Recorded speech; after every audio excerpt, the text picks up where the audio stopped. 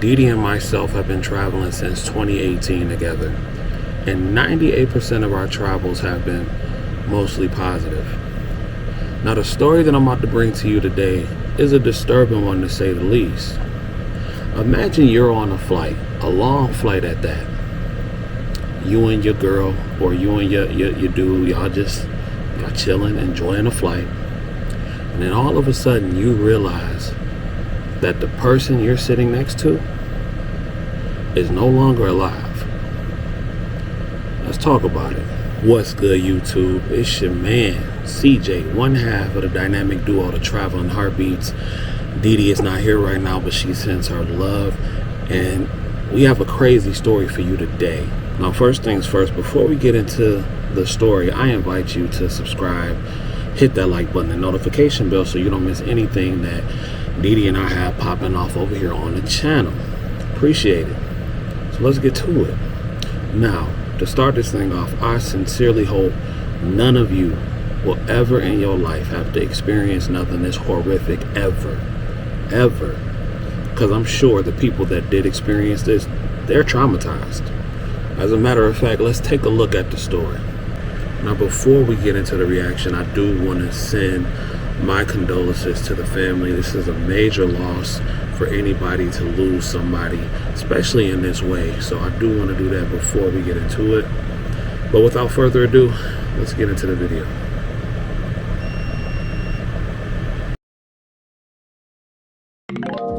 Some very tough moments for multiple families on a flight from Australia after a passenger unexpectedly died on board the flight. The body then seated next to an Australian couple for hours. The couple says it happened during their 15-hour Qatar Airways flight from Melbourne to Doha. The airline. 15 hours. 15 hours. Just take that in for a second. 15 hours. In a statement to NBC News, offering their condolences to the relatives of the person who died and apologizing for any distress. We don't have any details on the passenger who died or their cause of death. Kelly Kobiea is joining us now. Just a difficult situation for so many here. When somebody dies in the middle of a flight, the crew kind of figuring out what to do. The couple says there were other seats on the plane. What happened here? In cases like this is to move the deceased person to a seat with few passengers or to a place with no passengers, if at all possible. But look, here's what happened. The husband and wife, Mitchell Ring and Jennifer Collins, said the fellow passenger, a woman, came out of the restroom about 10 hours into the flight and collapsed very close to them in the aisle. They said the flight crew did everything they could to help her, but that she simply couldn't be saved. Ring says the crew then tried to move her up to business class with an onboard wheelchair, but struggled to get her, move her through the aisle. And that's when he said the crew looked at him, saw seats available in their row of four, and asked if he could move over, at which point they placed the woman in the... No. Either if you asking me to move over, no. Y'all gonna have to send me somewhere else, send me and my lady somewhere else, or y'all gonna have to move the body somewhere else. No. That is wild. That's wild. The seat he had been sitting in and covered her with a blanket.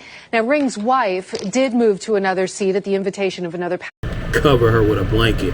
Like, that's gonna help. You sit next to a person that's passed on and they cover her with a blanket. So y'all just,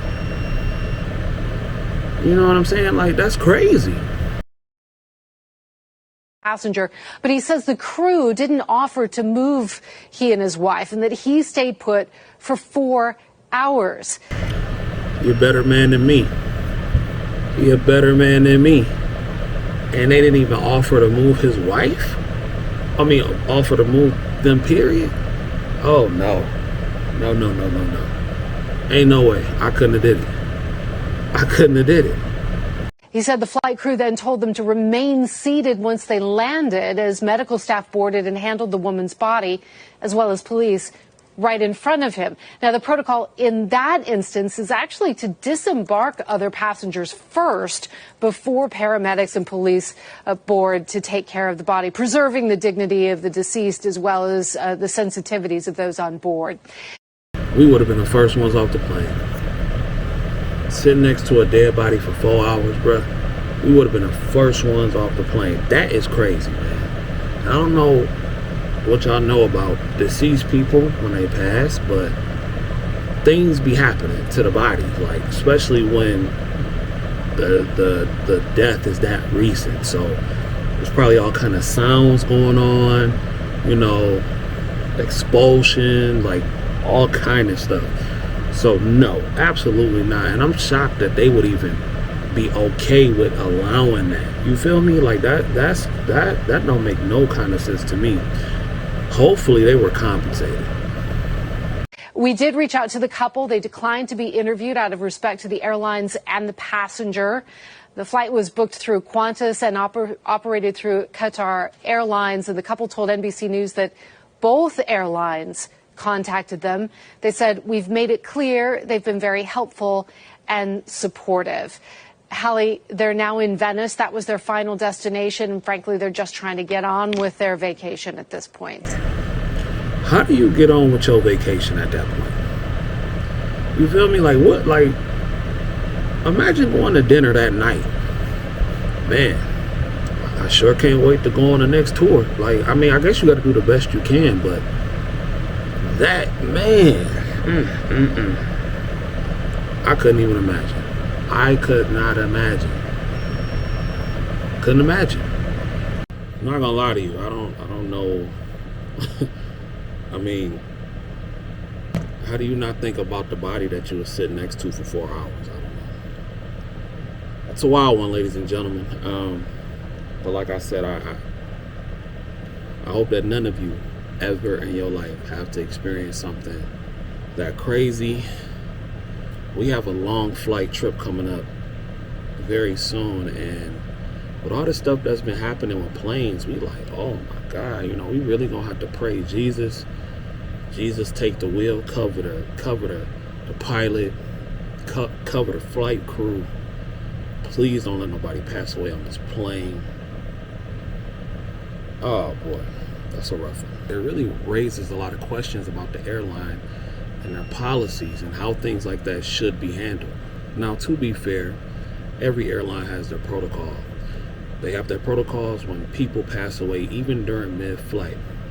But wouldn't you think, I mean, I know they say they tried, and maybe the patient, not the patient, but maybe the person that passed away could have been heavy set, so it could have been difficult for the crew to move them. I don't know, but it's crazy. Now, I want to know what y'all think. Do you think the airline could have handled that situation better? Do you think it should be more strict policies in place when it comes to things like that? What would you have done in a situation like that if you and the person that you with, or you by yourself, were sitting next to a patient? I keep saying patient, I'm a nurse.